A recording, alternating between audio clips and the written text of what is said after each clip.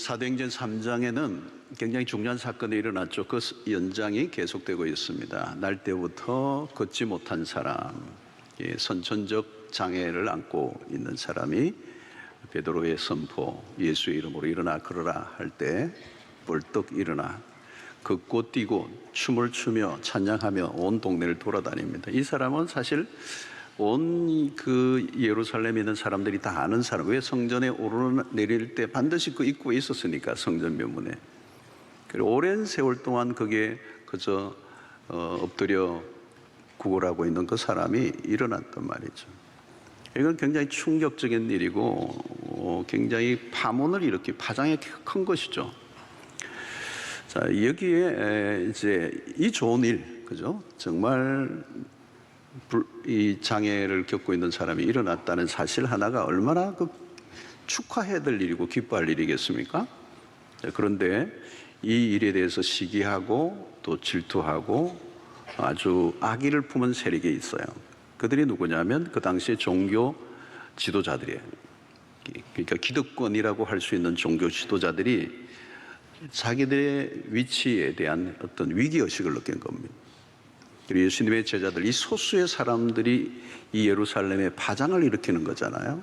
예수의 이름을 전하고 그가 다시 살아났다고 그러고 그 이름으로 낫게 하고 일어서게 하는 이런 일들이 일어나니까 종교 기득권자들의 이 지도자들이 위기의식을 느낀 겁니다. 그러면서 어떻게 해요? 핍박하기 시작하는 거죠. 그래서 2000년에 기독교가 출발되기 되는 시점에서 무슨 일이 일어났는가? 그것이 2000년 전에만 일어나는 것이 아니고 오늘의 시대도 여전히 일어나는 반복되는 것이 무엇인지를 우리가 좀 보고자 하는 겁니다. 자, 2절 3절에 보니까 예수 안에 죽은 자들의 부활이 있다고 백성을 가르치고 전함을 싫어하여 그들을 잡음에 날이 이미 저물었으므로 이튿날까지 가두었다. 이제 잡아 가두었어요. 그 말을 가르치는 걸 싫어했어. 자, 이들은 예수님을 죽였던 그 당시에 지금 언급되고 있는 종교 지도자들은 예수님을 실제로 십자가에 매달아 죽였던, 로마와 결탁해서 죽였던 실세들이에요. 대제사장 안나스나 이런 분들은 그 당시에 실세들이고 예수님의 그 처형의 과정에 개입했던 사람들이. 그런데 그 예수가 다시 살아났다고 그러고 그를 전하고 부활을 얘기하고 또 병자를 낫게 하고 하는 일들을 보면서 이제 제자들도 죽이려고 하는 거죠. 이 부활을 받아들이지도 않고 기적을 믿고 싶지도 않은 겁니다. 그래서 6절 7절에 보니까 대제사장 안나스와 가야바, 요한과 알렉산더와 및 대제사장의 문중이 다 참여하여 다 힘을 합쳐서 사도들을 가운데 세우고 묻되 너희가 무슨 권세와 누구의 이름으로 이 일을 행하였느냐? 너희들이 랍비의 학교도 뭐 근본도 근거도 없는 너희들이 무슨 이름으로 무슨 권세로 일을 하느냐? 이때 베드로가 8절 11절 이렇게 하죠. 이에 베드로가 성령이 충만하여 이르되 백성의 관리들과 장로들아 만일 병자에게 행한 착한 일에 대해 이 사람이 어떻게 구원을 받았느냐고 오늘 우리에게 질문한다면 너희와 모든 이스라엘 백성들은 알라. 너희가 십자가에 못 박고 하나님이 죽은 자 가운데서 살리신 나사렛 예수 그리스도의 이름으로 이 사람이 건강하게 되어 너희 앞에 섰느니라. 이 예수는 너희 건축자들의 버린 돌로서 집 모퉁이의 머릿돌이 되었느니라. 이 베드로의 답변이 명확합니다. 너희가 예수를 버렸다는, 건축자들의 버린 돌처럼 건축을 하다 보면 돌들을 이제 필요 없다고 버린 돌이, 그 돌을 하나님이 집 모퉁이의 머릿돌이 되게 하셨다. 돌직구를 날린 겁니다. 아주 간담히 서늘하게 너희들이 예수를 버리고 죽였다. 그것은 예수님의 시대의 종교 지도자일 뿐만 아니고 군중들도 마찬가지. 예수를 십자가에 못 박으려고 군중들도 소리를 쳤어요. 그 예수 그리스도에 대한 적대감을 보였던 것들을 이제 베드로가 지적을 하고 있는 것입니다. 이 복음이 전해지는 곳에는 언제나 이런 일이 일어납니다. 환대하지 않고 예수를 알아보거나 또 예수에 대해서 환대하는 분위기가 아니고 거절하고 또 적대적인 분위기가 어디든지 일어나고 있습니다. 아마 여러분들 전도하신 분들은 아마 그런 걸 느끼셨을 텐데 그렇게 기꺼이 복음을 받아들이는 곳을 찾아보기가 쉽지는 않아요. 배척하고 반대하는 거죠. 아마 여기에 주일날 교회 오셔서 이제 예수를 믿지만 얼마 전에는, 아주 오래전에는 나는 그 예수의 반대편에 섰던 적이 있었던 분들이 여기 많이 계실 거예요. 교회 가는 사람 욕하기도 하고 또 놀리기도 하고 또 반대하기도 하고, 예수가 나의 죄를 위해서 죽었다는 사실이 믿어지지 않고 왜 나를 위해서 죽었지? 자기의 죄로 저주를 받는다고 그 당시도 사람들이 얘기를 했거든요. 자, 이런 상황 속에서 베드로의 설교가 계속 이어지고 있어요. 베드로의 설교는 3장부터 계속 이어지고 있습니다. 그래서 이 적대적인 질문을 하고 있는 이들을 향하여 이제 베드로가 칼을 꺼내고 이제 그의 메시지의 핵심을 얘기합니다. 그게 12절에 나와요. 우리 함께 다 읽어보겠습니다. 시작. 다른 이로서는 구원을 받을 수 없나니 천하 사람 중에 구원을 받을 만한 다른 이름을 우리에게 주신 일이 없음이라 하였더라. 아멘. 이 베드로가 단호하게 설명하죠. 다른 이로서는 구원을 얻을 수 없다. 오직 예수로만 구원을 얻는다. 이 말씀을 엄청난 선포를 한 것입니다. 먼 훗날 종교개혁자들이 외친 구호 중에 하나도 오직 그리스도라는 것이죠. 오직 그리스도. 자, 오늘날 우리는 다원주의 세상이라고 말합니다. 다원, 이 원이라는 건 뿌리 원자죠. 그리고 여러 뿌리가 여러 개다. 근본이 여러 개다. 다르게 표현하면 진리가 여러 개다는 것이죠. 그게 다원주의입니다. 이 다원주의는 이 종교 시장이 마켓이 커졌어요. 그리고 신들이 많아졌어요. 신들의 전쟁입니다. 구원을 약속하고 또 구원을 제공해 주겠다는 신들이 즐비하다는 거죠. 그래서 이 다원주의의 특징은 너도 나도 신이 되는 세상이에요. 그래서 오직 하나의 진리, 하나의 구원은 없다는 것입니다. 지금은 누구나 신이 될 수 있는 세상을 살고 있습니다. 그래서 내가 곧 신이다라고 말해도 되는 거예요. 그게 다원주의입니다. 그래서 내가 옳고 내가 좋다고 여기면 그게 진리예요. 동성애 문제도 마찬가지예요. 오늘부터 나는 남자로 살 거야. 오늘부터 나는 여자로 살 거야. 자기가 태어날 때 선천적 그 성을 포기하고 자기가 결정하면 그게 맞다는 거예요. 여러분, 절대 진리를 거부해보면, 절대라는 게 우리 인간에게는 좀 거부감이 있어요. 그런데 그 절대라는 것을 거부해버리면 모든 게 모호해져 버리는 거예요. 기준이 없어져 버리니까. 선과 악을 규정할 수 있는 기준 자체를 없애버리면 누가 그걸 죄라고 얘기할 수 있는데, 누가 과연 그걸 죄라고 얘기하느냐는 거예요. 절대 진리가 사라진 자리에 기준은 누가 정하는 것입니까? 각자가 정하는 거죠. 왜? 내가 주인이기 때문에. 내가 신이고 내가 왕이고, 내 생각이 중요하고 내 결정이 중요하고 내 감정이 중요하고 내 느낌이 중요한 거예요. 내가 싫으면 끝이에요. 그게 내 마음대로라는 것. 죄라는 단어를 싫어해요. 오늘 이 시대는. 아마 교회에 나오지 않고 죄라는 단어를 어디서 듣겠습니까? 그래서 무슨 일이 생기죠? 자아, 에고. 이 자아를 부풀리고 과장하기 위해 애를 쓰는 거예요. 왜? 내가 신이니까. 그런데 정작 들어가 보면 그 자아는 병들어 있어요. 그리고 하나님을 놓친 인간은 그 자아가 상실된 상태, 자아의 길을 잃어버리는 거예요. 그러면 병들어 있는 거예요. 그래서 요즘 병든 자아를 치료해 주겠다는 대중 심리사들이 인기를 겁니다. 세계적으로. 그러나 절대 진리를 거부하는 세상은 혼란에 빠져들 수밖에 없고, 그리고 기준도 없고 방향도 없는 세상은 윤리성도 실종이 되어버려요. 윤리는 중요하지 않다. 그게 오늘의 만연한 문화입니다.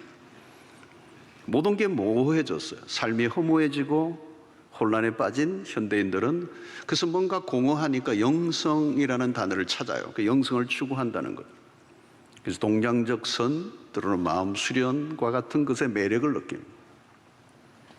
그러나 다 가짜 영성이죠. 우리를 진정으로 구원의 길로 이끌어줄 수 없는 가짜 영성들. 인간은 스스로 구원의 길에 이를 수 없습니다. 다른 이름으로는 구원을 얻을 수 없나니 인간은 스스로 구원의 길을 만들 수가 없어요. 하나님이 구원의 길을 예수를 통하여 열어주셨다는 것. 그러므로 우리는 언제나 예수 그리스도를 붙잡아야 되고 예수 그리스도를 전해야 돼요. 1세기에는 오늘날은 요즘 우리는 뭐 전도하기가 좀 어려우니까 교회 오세요, 교회 오세요 그러죠. 전도할 때 교회에 오세요가 아니고 예수를 전해야 되는데 예수 그리스도가 누구이신지를 전해야 돼요. 1세기에는 교회가 없었어요. 교회가 세워지기도 전에 예수 그리스도를 통하여 구원 얻은 사람들이 조금씩 모여들면서 나중에 교회가 된 거예요. 교회가 먼저 있어서 예수의 복음을 전한 게 아니고 복음이 있어서 교회가 만들어진 거예요. 그러니까 우리가 어디 가서나 누구에게나 교회 얘기보다 예수를 전해야 돼요. 그리고 예수를 믿고 또한 예수에 관심이 있다고 할 때 우리가 교회로 인도하는 거죠. 우선은 예수 그리스도는. 예수 그리스도만이 우리 죄를 위하여 죽으시고 다시 살아나신 유일한 분이시요. 하나님이 예수 외에 다른 이름을 주신 적이 없다는 것입니다. 이것이 요한복음 14장 6절에서도 얘기하죠. 예수께서 이르시되 내가 곧 길이요 진리요 생명이니 나로 말미암지 않고는 아버지께로 올 자가 없느니라 그랬어요. 이 복음이 선명한 것입니다. 예수 외에 다른 이름은 상대적인 것들이에요. 예수 이름이 절대적인, 예수 안에 생명이 있다. 예수만이 우리에게 영원한 생명을 주실 수 있다라고는 이 태도에 있어서는 흔들림이 없어야 된다는 거예요. 왜? 이거는 생명의 문제고 이는 어떤 취향의 문제라든가 기호의 문제가 아니기 때문에 타협할 수 없는 주제라는 것입니다. 그러므로 이 구원은 인간들이 모여 의논해서 결정한 문제가 아니에요. 그런 면에서 이 복음은 배타적이다 하는 거예요. 사람들이 듣기 싫어한다고 오직 예수로만 구원 얻는다는 것을 우회적으로 표현해서 그 복음의 진리를 애매하게 만들어버리는 것은 잘못된 것이요 위험한 것입니다. 복음은 원색적으로 전해야 돼요. 괜히 지성적으로 보이려고 아니면 감동을 주려고 애쓸 필요가 없이 이 구원은 오직 예수로만 하나님이 길을 열어주셨다는 것입니다. 구원의 길은 인간이 만들어낼 수 있는 게 아닙니다. 그런 의미에서 기독교적 세계관은 궁극적으로는 비관적이에요. 무엇이? 세상이나 인간에게서 어떤 소망을 찾을 수 없다는 것입니다. 인간의 노력으로 구원을 이룰 수 없다는 것입니다. 종교로도 구원을 이룰 수 없고 인간이 만든 종교로 인간이 구원을 이루어낼 수가 없다는 거예요. 이 세상에 인간에 의해서 구원이 이루어지지 않는다는 거예요. 왜? 나도 내 삶의 구원을 이루지 못한 사람이 누구를 구원에 이르게 하겠어요? 이 근원적인 인간의 문제의 완전한 해결책은 예수밖에 없습니다.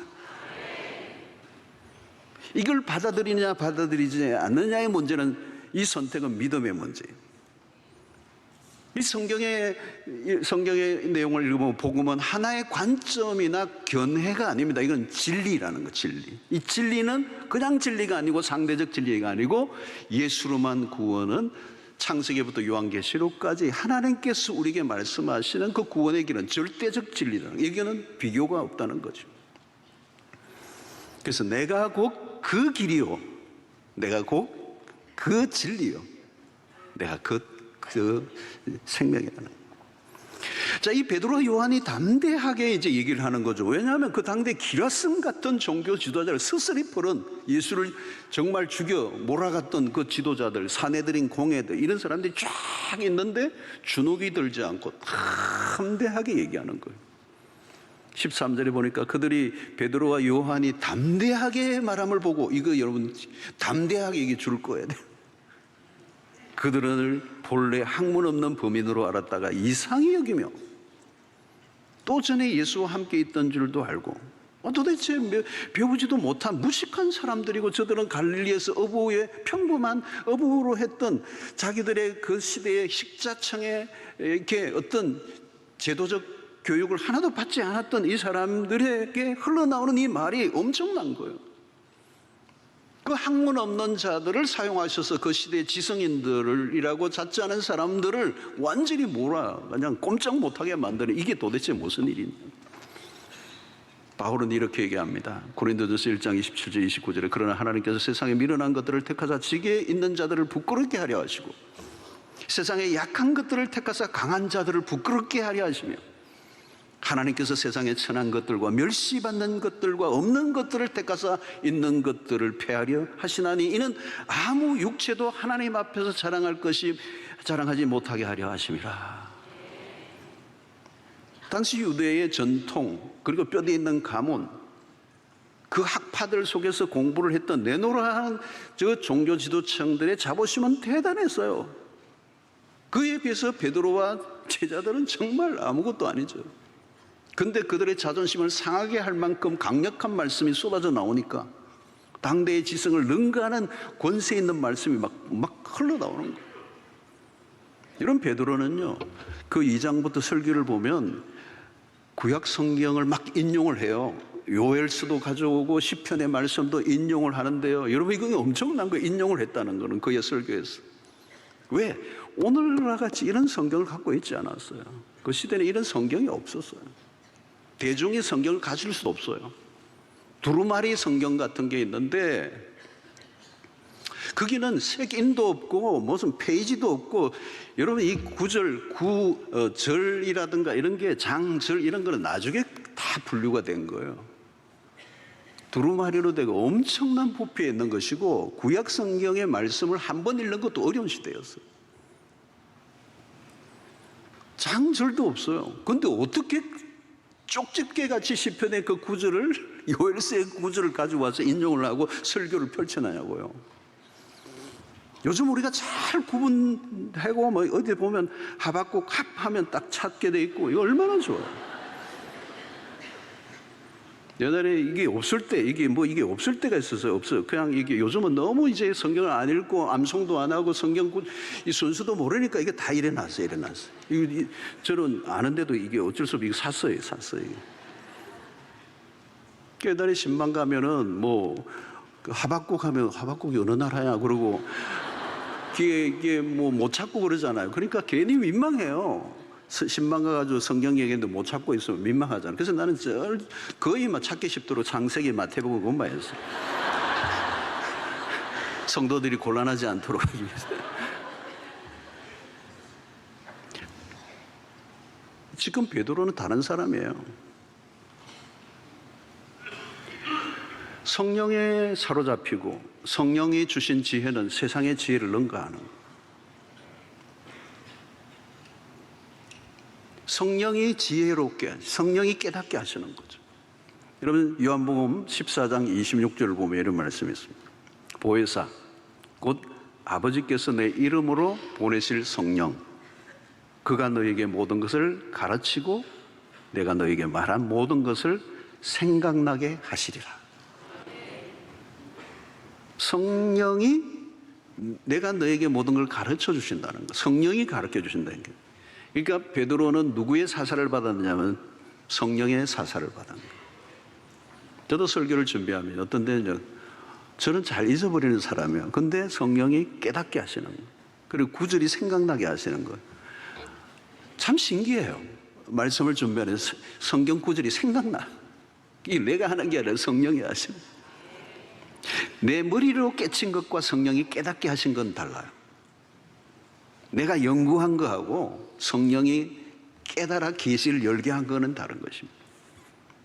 그러니까 성령이 충만한 베드로가 당시의 제도권의 사람들을 감당하지 못하게 하는 거, 성령에 사로잡혀 말씀하니까 당대 최고의 지성이라고 자랑하는 사람이 꼼짝을 하지 못하는 거죠. 여러분, 세상적으로 지식이 대단하게 보여도 여러분, 이 하늘의 계시를 깨닫지 못한다면 초등학문에 불과한 거죠. 인문학이라는 게 엄청나게 심오해 보여도 인문학이 뭘까요? 여러분, 인문학이 질문이에요. 인간에 대한, 인간으로부터 출발하는 질문인데 답이 없어. 하나님의 지혜를 이길 자가 없는 거죠. 왜 복음을 부끄러워하죠? 복음이 무엇인지 아직 이해를 못했으니까 복음을 부끄러워하는 거예요. 로마서 1장 16절에 바울이 내가 이 복음을 부끄러워하지 아니하노니 이 복음은 모든 믿는 자에게 구원을 주시는 하나님의 능력이 됨이라라고, 내가 복음을 부끄러워하지 않는다는 말은 뭘까요? 바울은 이 복음을 온전히 이해했기 때문에 인류의 유일한 구원의 그거를 성령께서 깨닫게 해주시니까 그 로마 제국을 향하여 나는 이 복음 앞에 당당하게 전하는 거예요. 부끄러움이 없어요. 베드로는 당시에 제도권의 식자층들이 보기에 학문 없는 범인과 같아요. 그러나 이전의 베드로가 아닙니다. 특별히 여러분, 베드로는 예수님을 3년간 따라다녔어요. 여러분, 이건 그냥 넘어갈 일이 아니에요. 예수님과 3년을 함께 동거동락했다. 이건 엄청난 겁니다. 예수님이 누구입니까? 인류 최고의 스승이신 분입니다. 예수님보다 더 탁월한 교사는 없어요. 성경을 들여다보면 그만큼 탁월한 교사는 없어요. 그분과 3년을 같이 동거동락을 했습니다. 24시 365일 3년 동안. 여러분, 서당계 3년 풍을 얻는다. 식당계 3년은 라면도 끓이고. 예수님과 함께 3년을 다니는 것은 엄청난 거죠. 엄청난 거. 여러분, 소림사에서 3년 보내는 것과 동네 체육관에서 3년 보내는 것과 달라요. 워렌 버핏, 투자가인 워렌 버핏과 점심 한 끼를 먹는데 몇백만 불이 자꾸 올라갔어요. 그게 이베이의 경매에 나왔는데 그냥 나오는 순간 사람이 그것을 경매를 사요. 왜? 워렌 버핏과 한 끼만 먹어도 수백만 불을 드릴 만큼 가치가 있다고 생각하니까. 지금 베드로는 이전과 달라요. 공생의 3년 예수님을 따라다니며 배운 것과 오직 성령의 임하심으로 그 성령의 역사하심이 함께 융합이 지금 일어난 거예요. 그러니까 당대의 지성인 게임이 안 되는 거예요. 바울은 가말리엘 문화라고 하는 최고의 지성에게 공부를 했던 사람이에요. 그게 자랑이었습니다. 근데 예수를 만나고 나니까 그게 아무것도 아니라는 걸 깨달았어요. 우리 교회 권사님들 가운데 어떤 데는 굉장히 옛날에 어려운 시절에 공부 학교를 안 다니셨어요. 근데 평생 교회를 다니고 말씀을 듣고 성경을 읽고 성경을 이해하는데요. 그 권사님의 그 지혜는요, 박사인 아들을 능가한. 가장 중요한 것은 뭘까요? 구원인 것, 구원. 구원에 이르지 못하는 지혜는 의미가 없다는 것. 인간의 지혜로는 구원에 이를 수 없다는 것. 구원에 이르지 못하는 지혜는 무슨 의미가 있느냐는 것. 사람들이 왜 예수로만 구원의 길이라는 말에 반발하느냐? 복음이 무엇인지 모르기 때문에. 십자가가 뭡니까? 하나님의 지혜라고 그러잖아요. 하나님의 지혜의 농축이 십자가를 통한 인류의 구원입니다. 그 십자가가 하나님의 지혜라는 걸 깨닫고 그 십자가 안에 있는 하나님의 비밀과 계시와 신비를 깨달아 아는 것은 인간의 지성으로 안 되고 성령으로 하시는 것이다. 죄로 인하여 인간은 눈이 어두워져 있습니다. 그리스도를 볼 수가 없어. 복음을 이해할 수가 없어. 하나님을 이해할 수가 없어. 그것을 이해하게 만들고 그게 눈에 뜨게 만드는 게 성령이고, 오직 구원은 예수의 이름으로만 얻는다는 이 진리를 깨닫게 되니까 지금 담대하게 얘기하는 거죠. 여러분, 14절에 보면 또 병 나은 사람이 그들과 함께 서 있는 것을 보고 비난할 말이 없느니라. 이것도 굉장히 중요한 대목이에요. 예수님이 죽으시고 끝난 분이 아니라 그분이 다시 살아나셨고 그분이 다시 날 때부터 걷지 못한 사람을 일으키셨다. 그러니까 예수님의 말씀과 그 말씀의 능력이 실체하고 있는 것이 지금 그들이 보고 있는 것입니다. 말씀이 육신이 되어 우리 가운데 거하실 뿐만 아니라 그 말씀이 능력이 되어서 실제로 나타나 날 때부터 걷지 못한 사람을 일으킨 이 말씀과 실체가 그대로 있는 이 상황 속에서 더 이상 거부할 명목이 없는데 비난할 말이 없어졌다는 거예요. 그렇다면 어떻게 돼요? 그 구원자를 받아들여야죠. 할 말이 없다는 거죠. 항복해야죠. 더 비난할 말이 없을 정도로 압도하는 그 진리 앞에 그들이 승복하느냐? 그러지 않아요. 인간이 얼마나 완악하고 고집이 센가를 보여주고 있는 것입니다. 자, 그들의 유대 지도자들은 자존심에 큰 상처를 입었습니다. 소수의 예수의 추종자들에 의해서 밀리고 있다는 생각을 받아들이기가 어려운 거죠. 그래서 강력하게 핍박을 하기 시작합니다. 여러분, 복음이 증거되면 두 갈래로 나눠집니다. 한쪽은 복음을 받아들이고 한쪽은 더 거세게 반대해요. 한쪽은 회개하고 돌아오는데 한쪽은 핍박하고 저항하는 사람들이 있는 거예요. 여러분, 불신앙이라고 하는 것은 단순히 안 믿는다는 게 아닙니다. 불신앙의 영이 사로잡히면 무슨 어떤 것들이 내 앞에 증거로 나타나도 안 믿기로 작정한 사람입니다. 어떤 사람은 그래요. 어떤 걸 보여주면 내가 믿겠다고 얘기하는 사람이 있는데 그 말은 안 믿겠다는 얘기입니다. 증거를 보여주어도 안 믿는 거예요. 그래서 이들이 공갈과 협박을 지금 하고 있습니다. 그래서 17절 18절에 보면 이것이 민간에 더 퍼지지 못하게 그들을 위협하여 이후에는 이 이름으로 아무에게도 말하지 말게 하자 하고 그들을 불러 경고하여 도무지 예수의 이름으로 말하지도 말고 가르치지도 말라 하니, 아주 강력하게 지금 협박을 하는 겁니다. 입을 열지 말라는 거예요. 예수 가르치지 말라는 거예요.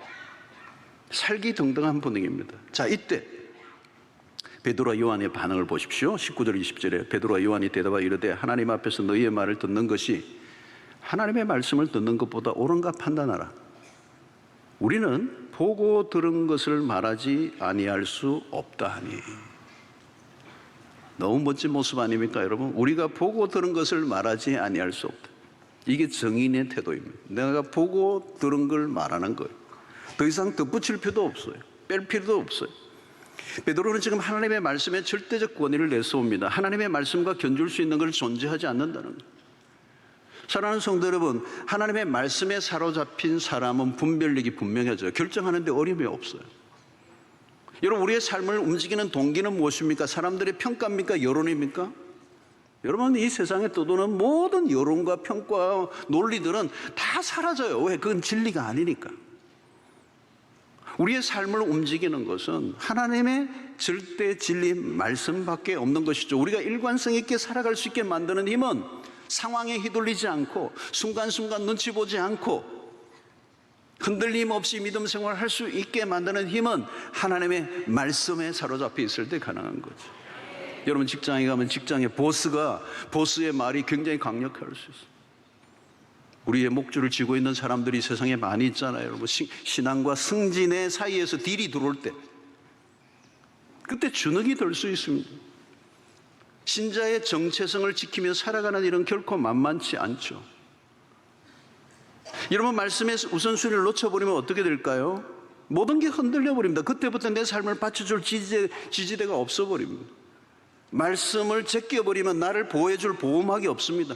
너희 말을 들을까? 하나님의 말씀을 들을까? 이 세상의 소리와 하나님의 말씀 사이에 내가 어디에 무릎을 꿇고 항복할 것인가? 이것은 여러분, 우리의 현실의 삶에 끊임없이 우리에게 다가오는 유혹이겠죠. 그때 우리는 보고 들은 것을 말하지 아니할 수 없다. 정직한 선포예요.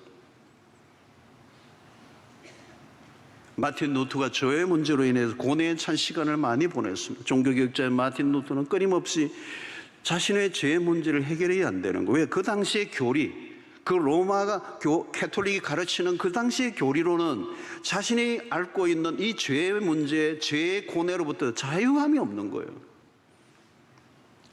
그러다가 로마서 1장 16절 17절을 발견하고 하나님의 의가 나타난 믿음으로 의롭다함을 받는 이 이신층의 교리를 깨닫고 그 시대의 행위로 구원을 얻는, 그래서 무엇인가를 노력으로, 인간의 노력으로 구원을 얻고자 하는 그 교리에서 벗어나 믿음으로 구원을 얻는다는 이 확신을 가지게 될 때 무지의 구름에 가려서 고통하고 있는 백성들을 이걸 알려줘야 될 사명이 생긴 거잖아요.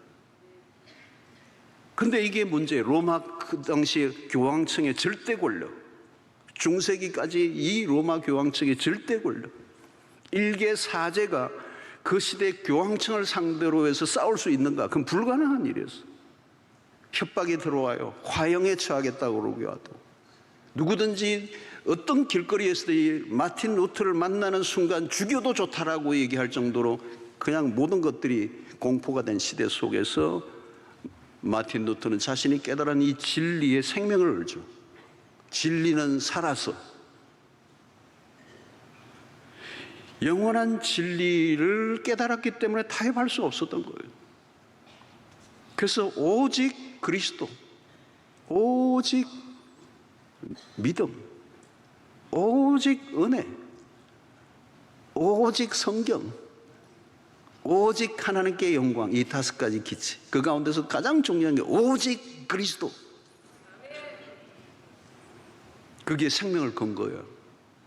사랑하는 성도 여러분, 죽이겠다고 하고 화형에 처하겠다고 로마의 그질대적 교황청의 힘이, 압력이, 핍박이 오는데 그런 피신하면서 이 복음을 전하는, 그래서 그 당시에 개발된 인쇄술과 함께 독일의 성경을 번역하고 이 오직 예수 그리스도로 구원을 얻는 이 진리를 선포하는 일에 생명을 건 것이죠. 여러분, 오늘 우리의 신앙생활을 하다 보면 두려움이라는 게 있어요. 말씀대로 살려고 하면 이 두려움의 상황이 우리에게 부딪힌단 말이죠. 때로는 죽음에 대한 두려움이 올 수도 있어요. 하나님의 진리대로 살아가려고 할 때 우리를 압박하고 우리를 위협하는 그런 환경을 뛰어넘으려고 하면 두려움을 극복해야 됩니다.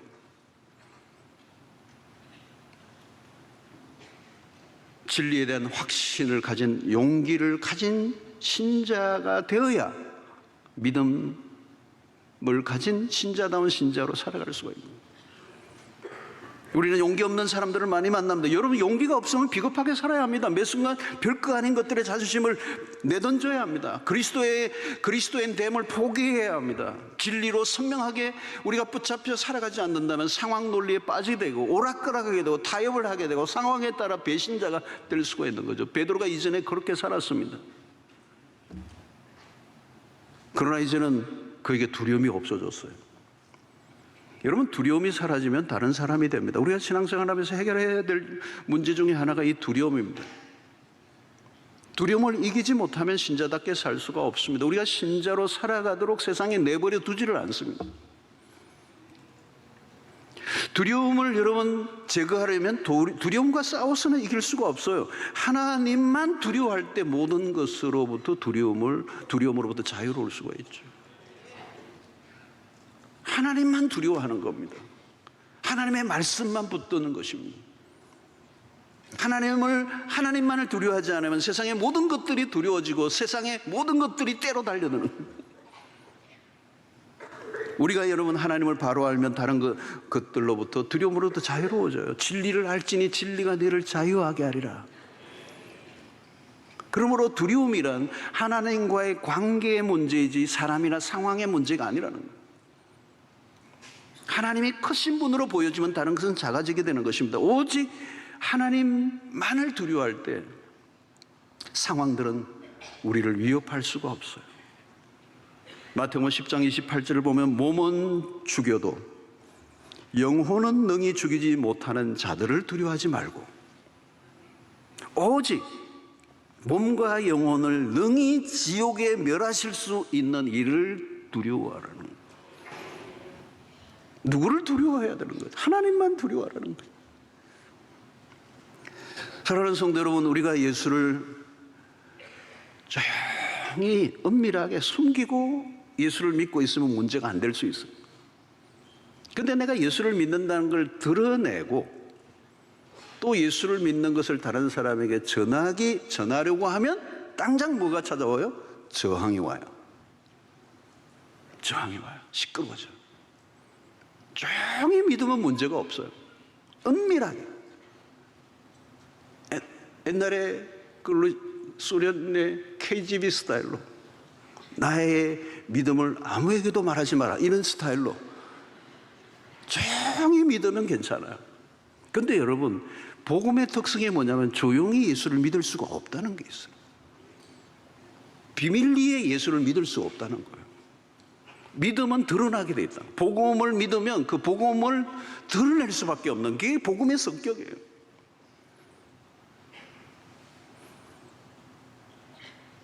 그러니까 보고 들은 것을 말하지 않을 수 없다. 이 말, 말하지 않을 수 없다는 거죠.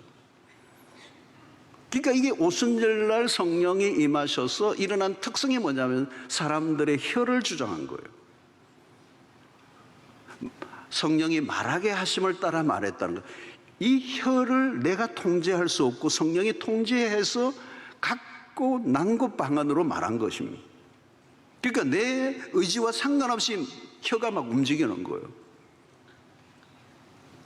그것이 여러분 복음을 전하는 것과 연결시켜서 지금 얘기하는 것입니다. 초대교회 성도들은 그냥 가만히 자기가 예수를 믿고 은밀하게 조용히 비밀리에 예수를 믿을 수 없게 만드는 것은 성령이 내 안에 오셔서 내가 믿고 있는 예수 그리스도를 말하지 않을 수 없게 됩니다. 내가 믿음 생활을 제대로 하려고 하기만 하면 주변의 사람들이 난리가 나요. 달려들어요. 욕을 해요. 뭐 그냥 조롱을 해요. 박해를 해요. 여러분 전도지를 들고 한번 나가보세요. 주눅들게 만드는 상황에 반드시 부딪힙니다. 적대감에 마주치게 됩니다. 직장에서 내가 예수를 제대로 믿는다는 걸 공포하고 시작하면 사람들이 막 때로 달려듭니다. 그 상황에 밀리면 지는 거예요. 복음은 진전이 안 되는 거예요. 여러분 무엇이 우리를 주눅들게 하는 것입니까? 상황입니까? 사람들입니까? 우리가 확인해야 하는 것은 내가 가지고 있는 복음에 대한 확신입니다. 단순히 이론적인 지식으로만은 버틸 수가 없어요. 가짜 믿음으로는 이겨낼 수가 없어요. 우리의 신앙이 진짜인지 아닌지는 어디에서 확인할 수 있습니까? 반대에 부딪혔을 때 우리의 태도를 보면 아는 것입니다. 진리에 대한 확신, 기독교 역사를 통해 입증된 것 하나 있습니다. 2000년 동안 어떤 핍박으로도 증인들의 입술을 막을 수는 없었어요. 2000년 동안 숱한 핍박과 시련과 환난과 대적들이 있었어요. 2000년의 역사 속에 끊임없이 없었던 적이 없어요. 복음이 오늘 여기까지 우리에게 온 거죠. 만약에 그 상황에 두려움으로 입을 닫았다면 복음은 여기까지 올 수 없었어요. 오늘 우리가 여기 있는 자체가 복음이 끊임없이 앞으로 진보했기 때문에 핍박과 시련과 방해와 저항에도 무릎 꿇지 않았기 때문에 여기에 오늘 복음이 온 거예요. 베드로도 다른 사도들도 모두 목숨을 내어놓았습니다. 자신들이 믿는 진리를 위해 죽을 준비가 되어 있습니다. 그 힘은 어디에서 나오는 것입니까? 우리 안에서 나오는 것이 아니라 우리 안에 들어온 복음, 진리, 예수 그리스도, 성령, 오직 예수로만 구원을 얻을 수 있다라고 하는 이 진리에 대한 깨달음, 그 확신이 내 삶을 목숨을 드리게 할 만큼 담대함으로 나온 것입니다. 사랑하는 성도들, 우리가 사는 시대는 혼란으로 가득합니다. 절대적 진리 그리고 절대적 가치에 대한 환대가 아니라 환멸을 드러내는 시대를 살고 있습니다. 하나님에 대한 반역적 문화가 대세를 이루는 시대를 살고 있습니다. 그래서 탈종교 그리고 탈기독교를 맞는, 그래서 우리 주변에 사방으로 우겨쌈을 당하고 절대 진리, 절대 복음, 절대 그리스도를 통한 구원이라고 하는 이 진리를 굉장히 거북하게 여길 뿐만 아니라 혐오하고 그리고 대적하는 문화가 오늘 우리 주변에 둘러싸여 있습니다. 그리고 이것이 코로나 팬데믹 후에 더 분명해졌어요. 오늘 세상, 그 세상 속에 이 하나님의 반역적 무자가 대세를 이루는 세상 한가운데 있는 그리스도인들은 이제 굉장히 거리를 좁혀왔어요. 압박을 하고 있어요. 그래서 세상은 현실에 타협하라고 하는 유혹을 하고 있는 거죠. 자, 이런 시대는 자칫하면 명목상의 그리스도인으로 남거나 명목상 그냥 이름만 남아있는 그리스도인이 되거나 아니면 믿음을 생명처럼 지키거나 아니면 배교를 선택하거나. 그래서 오늘 이 시대는 변절의 시대 그리고 배교의 시대가 가까워져 온 것이죠. 이런 시대 우리는 우리의 믿음을 한번 점검해 볼 필요가 있습니다. 나는 언제나 예수의 편에 설 용기가 있는가? 그리고 세상에 무릎 꿇지 않고 담대하게 이 예수로만 얻는 구원의 복음을 담대하게 전할 수 있는가? 그 이름 외에 다른 이름을 주신 적이 없다는 이 말씀 앞에 확신을 가지고 이 불신앙의 시대에 정신에 저항함으로 예수 그리스도의 피 묻은 십자가의 복음을 담대하게 전하는 예수의 증인들이 되시기를 주의 이름으로 축원합니다. 내가 믿고 있는 이 진리의 생명을 걸 수만 있다면 그것보다 더 복된 삶은 없을 것입니다. 구원은 오직 주께로부터 옵니다. 이 불신앙의 세상에서 담대한 그리스도인 되시기를 주의 이름으로 축원합니다. 하나님 오늘 또 우리에게 주신 말씀을 통하여 이 어두운 시대, 배교가 흔한 시대, 그리고 타협하며 변질하는 이 시대 속에 우리를 신앙을 압박해오는 이 핍박과 그리고 모욕과 환멸의 시대 속에 선명하게 복음의 확신을 가지고 이 정인의 삶을 살아내는 하나님의 신실한 백성들 되게 하여 주시옵시고, 내가 믿고 있는 예수, 오직 예수로 승분하는 신앙 되게 하여 주시기를 소원하옵고 예수님의 이름으로 기도하옵나이다. 아멘.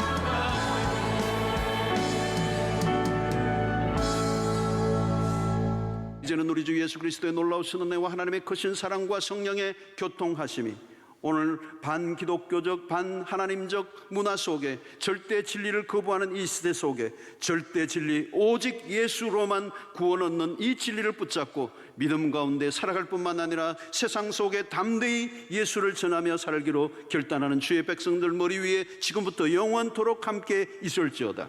아멘.